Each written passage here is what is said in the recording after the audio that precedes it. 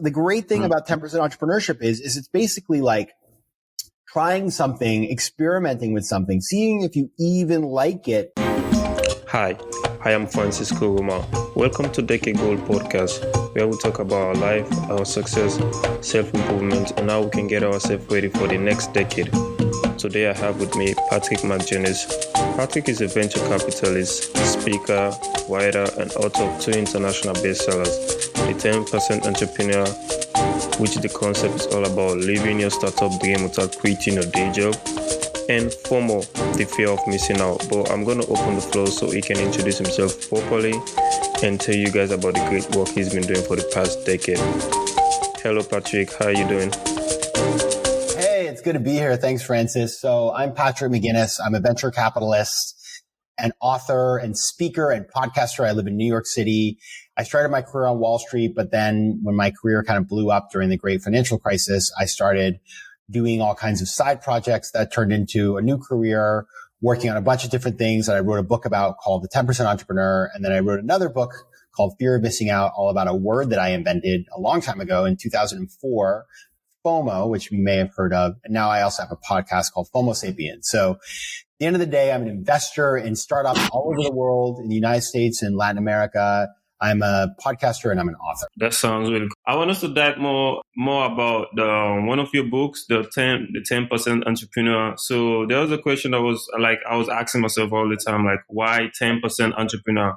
Mm-hmm. So basically the idea is that all of us, we have day jobs, right? And, a lot of times we think, okay, I've got my day job. I don't need to work when I'm not at work. I want to just be on, hanging out and doing fun things and stuff like that.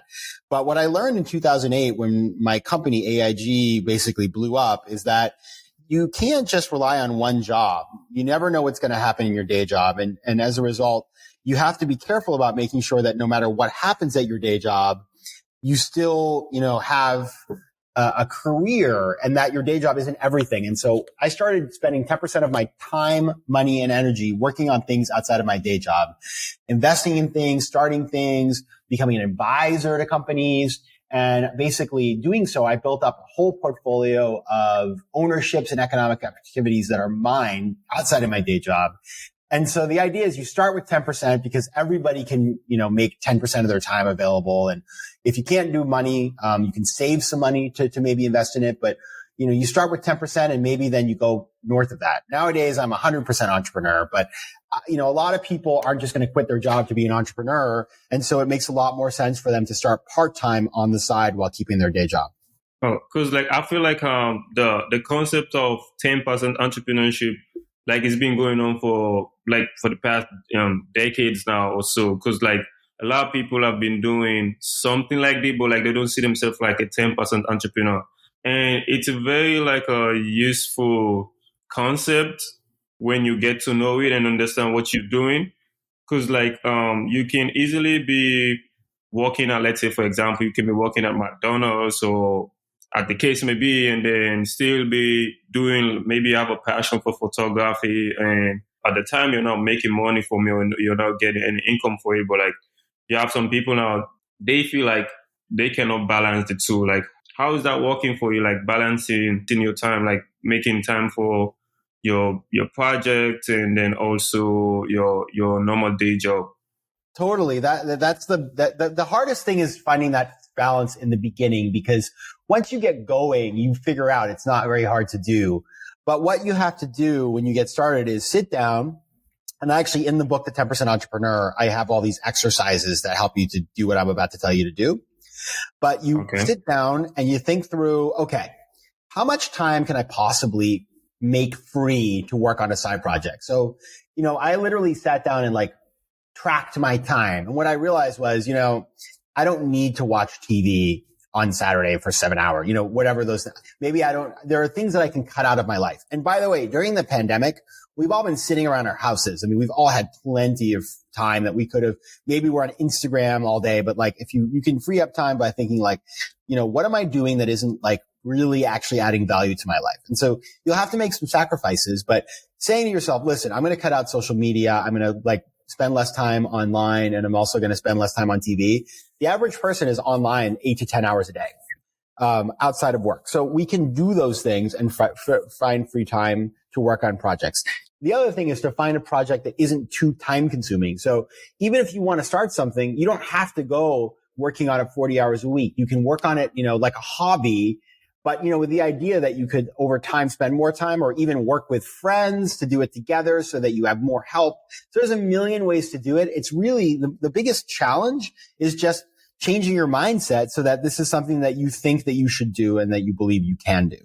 So based on that, I feel like the pandemic since 2020 had the opportunity to sit back and track their progress or their steps, because like a lot of people just roaming around, just like all their life was just cycling around, working in live to work, but not working to live, something like that. Like, so the pandemic really brought light to a lot of people for them to see, like to actually track their life. Like, what am I doing in my life? Am I just around the circle? Am I just walking back and forth? And what can I do? Like, what do I love doing? Like, what is my passion? And what can I spend most of my time in? So like, how did the pandemic benefit, like, change your mindset and your perspective about your work life and the way you used to do things and the way you see the world now and things like that? Yeah, well, you're absolutely right, Francis. And a lot of people call this like the Great Resignation, that people realize like, oh, I don't like my work or I'm unhappy.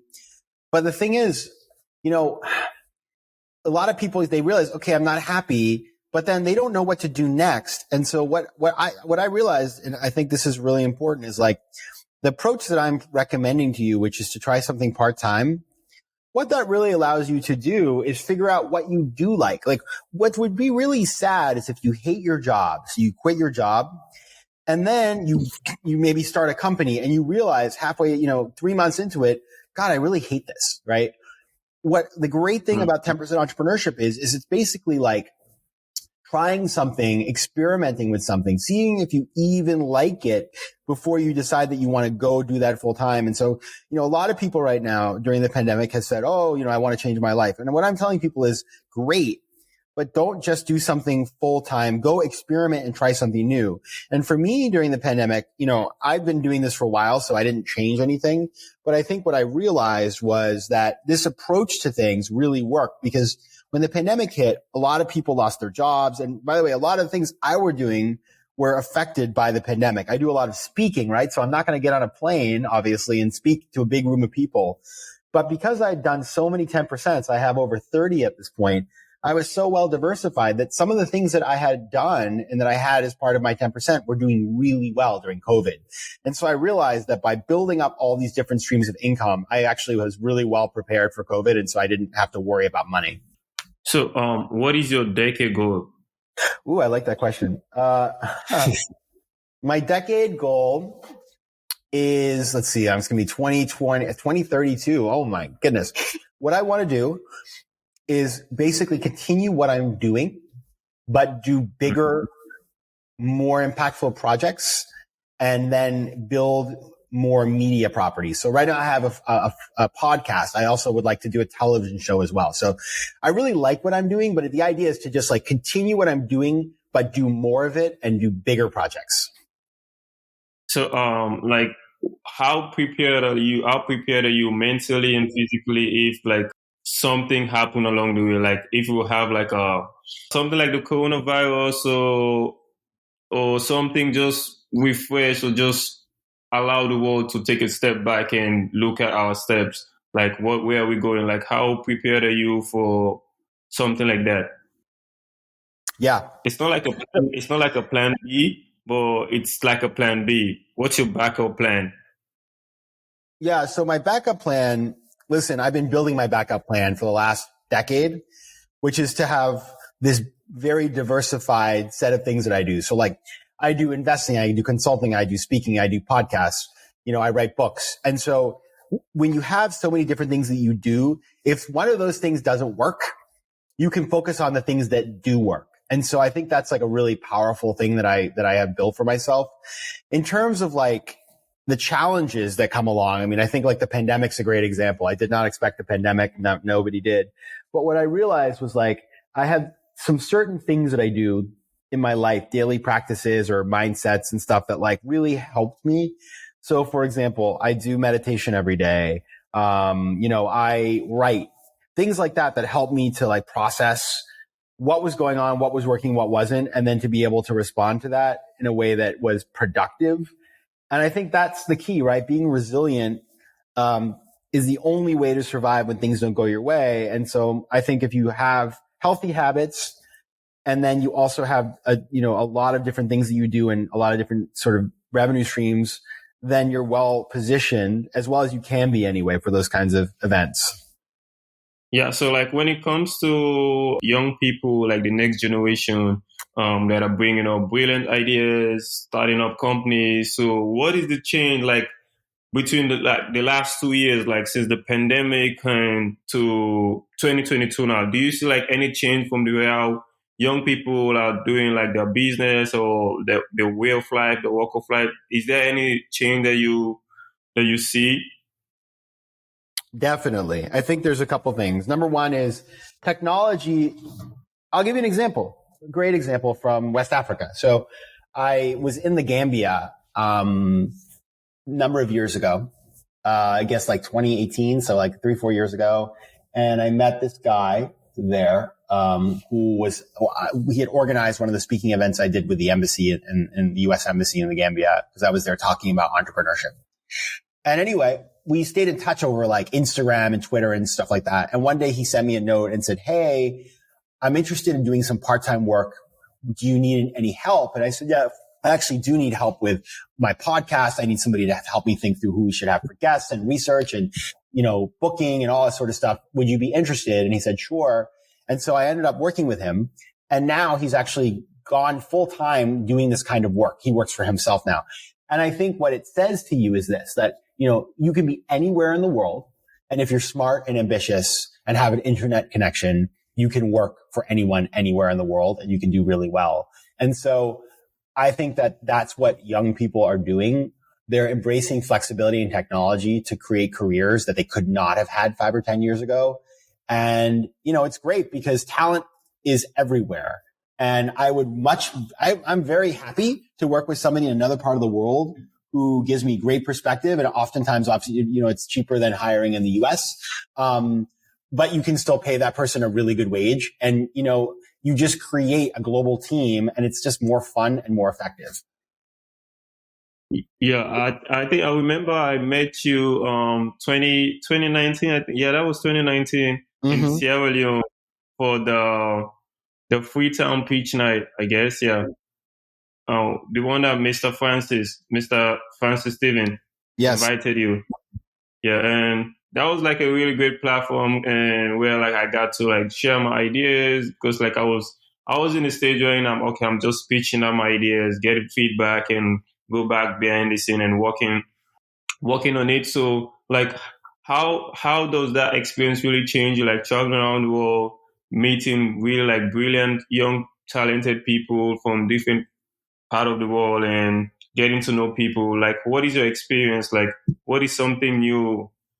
So what I've started to realize is, first of all, like that there are huge companies being created everywhere now. So, I was just reading this morning about a company in Romania that has raised like hundreds of millions of dollars, a tech company. Romania is a place where, it's a real country, obviously, it's a large country, and it has, a large economy, but nobody would have thought 10 years ago that you'd have, investors from all over the world, like just setting tons of money into a place like Romania and creating a really valuable company. And that's not just Romania, it's happening in every continent.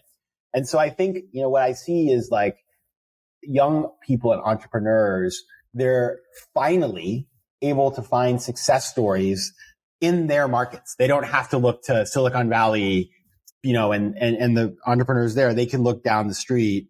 And I think that's like a really incredible change. So how do you see the entrepreneurship role in the next decade? Like young people, young brilliant ideas, because like now we have like a more wonderful tools, which is the internet connection, access to internet, but a lot of people are not making good use of it. and that's a large amount of young people. Like there's a lot of dilemma of social media going on right now, and you can see mental health, and people are being feel like they need to get liked by what they're doing or by someone from another side of the world for them to feel more valued and more accepted. So like, how do you feel like the next generation are getting more into creating solutions into to some of the problems that we're facing? How do you feel like young people are more, how do you see the world in the next decade? Yeah, well, I think the fact of the matter is young people are growing up with these problems all around them. And so they are very, like, the best way to know what problem to solve is to face that problem yourself. And I think a lot of older people just aren't even connected. They just don't use technology, or they're just like, when you're older, it's like you've kind of figured out your life and it's pretty stable. Younger people are still figuring all these things out. And so they're much more exposed to the realities. And so, I would say what you're going to see, and is at the same time, like, think about the declining cost of technology and the fact that people all over the world are using cryptocurrencies and inventing NFTs and stuff like that. I just think that you're going to see like younger people adopting technology and also having tech skills that allow them to start businesses that are relevant and that solve real problems and that they can, make pretty. So when it comes to like investing into young startups and young businesses like a venture capitalist, what are the key things you're looking for in a business? Are you investing in the person project, or are you personally investing in the mind of the young person? It's really both. I mean, I think you want people who have the skills to be able to do their business. So like if somebody doesn't know anything about technology, I don't want them to build a tech platform, right? That they need other people on their team. But beyond that, it's really about having an idea that actually solves a real problem for somebody, that in a way that person wants to use the service over and over again. And so it sounds really simple, but it's amazing how many times I'll see a company where the founder doesn't really have the skills to do what they want to do, or that the idea is it doesn't really solve a fundamental problem. It's so narrow that it's hard to see that business really taking off. You mentioned that right now, like you're currently doing like a full-time when it comes to your job that used to be your project or your company that you're working on, which used to be 10%. Like how do you feel it's time for you to transit to make it a full-time? Like do you consider that you have a lot of money, or do you feel like, I need to pay more attention to what I'm doing so it can accelerate and become like a bigger company or something? Like, what are the key factors that you're looking at when it's time for you to transit to make it like a full time?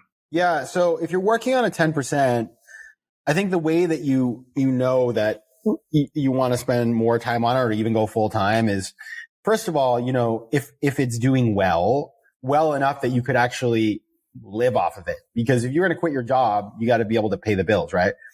Second of all is like, do you like it? Can you see yourself spending all your time on this? Because you don't want to quit your job and then just like dread going to work every day. And that happens to people, by the way. They quit their job and then they're like, oh, I don't actually like doing this. And so, that combo is really important. What you don't want to do is quit your job to do something that either you don't like or that you can't afford to do, because then you're not going to enjoy it. You're going to feel stressed all the time, and you're going to, you sort of like end up creating a new problem in your life, not solving an old one. Because like one of the issue young people always have, like when they're working in, maybe when they're doing a job they don't like doing, they feel like, I need to start up a business. I need to come out from the 9-to-5 cycle and go start doing my project. And then when you fully transit before taking all these steps into precautions, then you end up working 24 hours a day instead of 9 to 5. And then you hate it more than the way you hate your 9-to-5 job. And I feel like that's like an issue, and people don't know when it's time for them to transit to make it a full time. And then mostly a lot of people tend to look for like a validation from others, or Patrick is doing a business, let me go start a business. something like that. Oh, my friend is doing this. My friend just quit his job, so I can quit my job too, and it's gonna work out for me. So I feel like that's like an issue. That makes sense. Makes a lot of sense. I think that's one way to look at it for sure. So, like, do you have any advice for the next generation when it comes to how can they, like, mentally and physically get themselves in the position, like, to be doing their passion or something they love doing, and at the same time having a source of income that is funding what they're doing, and for them to know, like, what is when it's time for them to transit to make it like a full time? Yeah, I mean, I think number one is you need to think deeply about what you enjoy doing and what you're good at, because that combination is going to make you successful. Second, you need to understand your finances and understand like what you can afford to invest in terms of time and money, and then what you actually need to live on, where you need to go to full time. And then I think it's really important to also think about like, who can you partner with? Because being an entrepreneur is really hard and doing it alone is really hard. So are there people that might want to work with you, or can you find people, in your network who might want to help you out? Because having other people who have different skills than yours, when you have challenges and problems and things you need to deal with, it's so much easier when you have a business partner. And so doing it all alone is really hard. It's very lonely. So thinking about how to find other people can make a big difference. So like when you are building a team for one of your companies for one of your company, what are the key factors were you looking out for? Are you looking for people that have the passion for the roles you're looking for? Or are you just looking for people that are good at what they're doing? It's both. I mean, I think, listen, you need competency first and foremost, but you also need somebody who's going to be committed and not just quit, right? I mean, everybody quits everything nowadays. It's like really hard to keep talented people. And so, and the other thing is like when you're doing a startup, oftentimes in the early days in particular, there's no like specific roles. Kind of everybody has to do everything, right? It's like you're doing marketing. You're also, doing sales. You're making the coffee. You're like setting up everybody's email. You're doing payroll. And so it's hard to find somebody who can be an expert at all things. But if they're smart and versatile and have a good attitude and a hard worker, like they will learn and figure it out. So I think all of those things are important. And then of course, personality is important. Finding somebody who is respectful, who is open, who is honest, figuring those things out is really important, because the worst thing you can do is hire somebody who looks great on paper, but then they're just difficult to work with because they create a toxic environment and it's hard to get other people to join the team.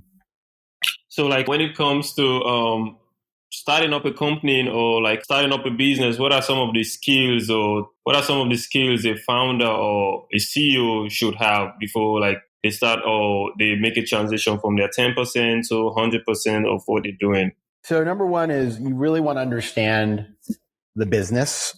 If you're building a business that you don't think you're one of the most qualified people in the world to be working on this project, then ask yourself, what else should I be doing? Because you really want to be,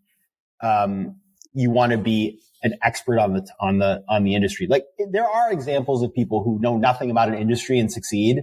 Sure, it happens, but it's a lot harder. And so, I think it's always good to understand the industry well.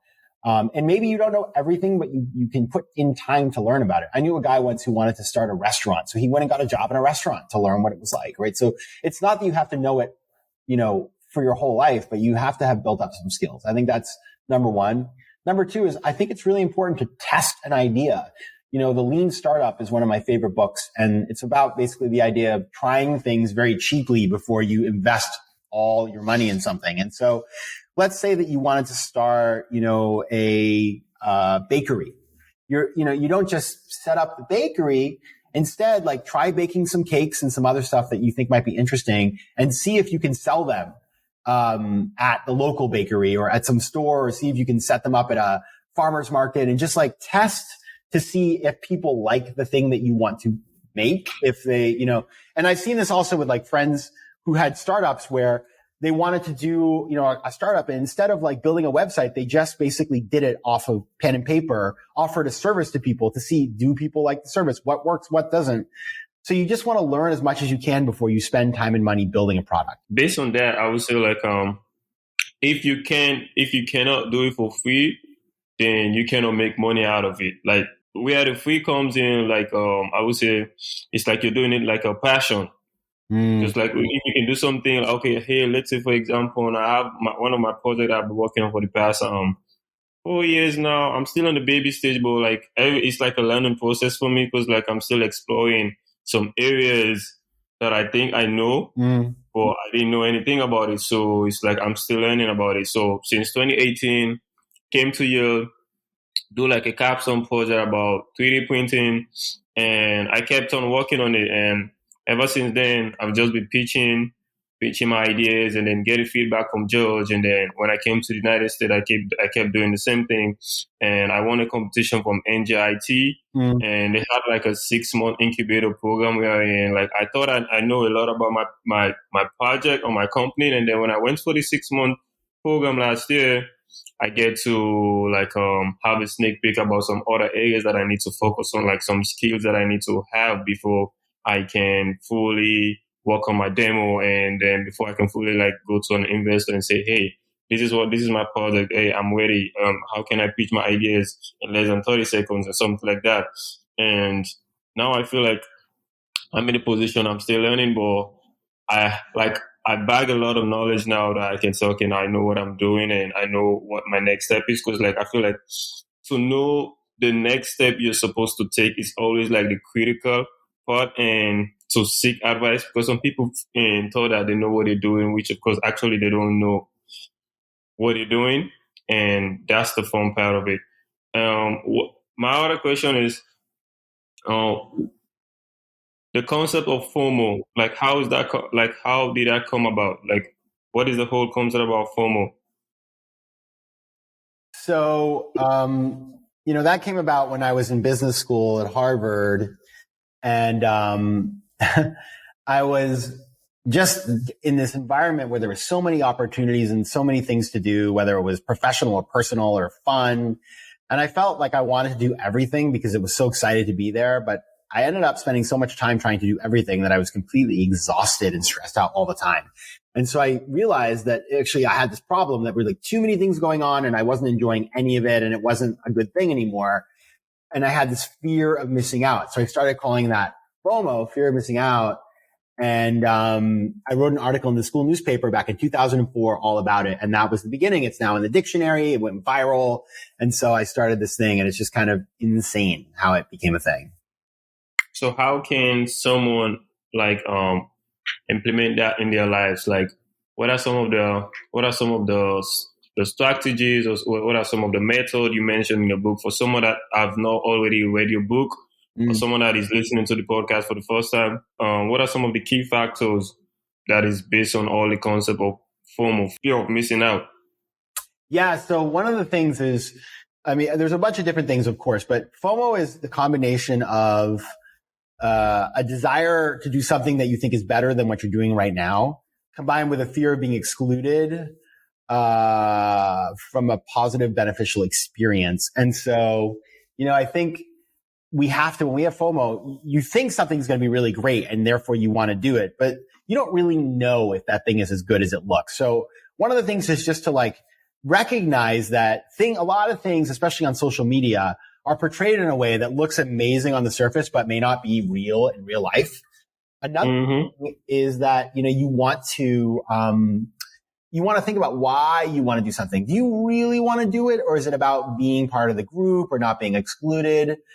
And another thing is, a lot of the reasons why we feel FOMO is because of social media that basically, forces you to, like we get so many things on Instagram and other social media that gives us prompts us to feel FOMO. And so you've got to be smart about filtering those things out. So spending less time online when you don't feel good, when you're on LinkedIn or Instagram or Twitter, and it doesn't make you feel good, get off of it. Taking social media off your phone, turning off all your notifications, like these little digital health things can really help to eliminate FOMO. The whole concept of FOMO, like when I first heard about it, I was trying to plug it into my life, like how things things were going, let's say, for example, a lot of people want to feel like they belong somewhere, which of course they're not supposed to be somewhere, but like they feel like, oh, because of my friend is there, I'm supposed to be there, or because everybody's going to this concert, so I'm supposed to go to this concert, or everybody's celebrating Christmas with their family, so now I don't have a family, so I'm going to feel bored. The fear of missing out, that's like always like an issue. It was really nice having you today, Mr. Patrick McGinnis. Thank you so much. Take care. I am Francis Koma, and you've been listening to Decade Gold, the podcast. You can follow Decade Gold on Instagram, Twitter, and Facebook. And if you haven't yet, go to Apple Podcasts, Spotify, or wherever you get your podcasts. Subscribe, rate, and review. Join me every week here for another exclusive conversation. Thank you for listening.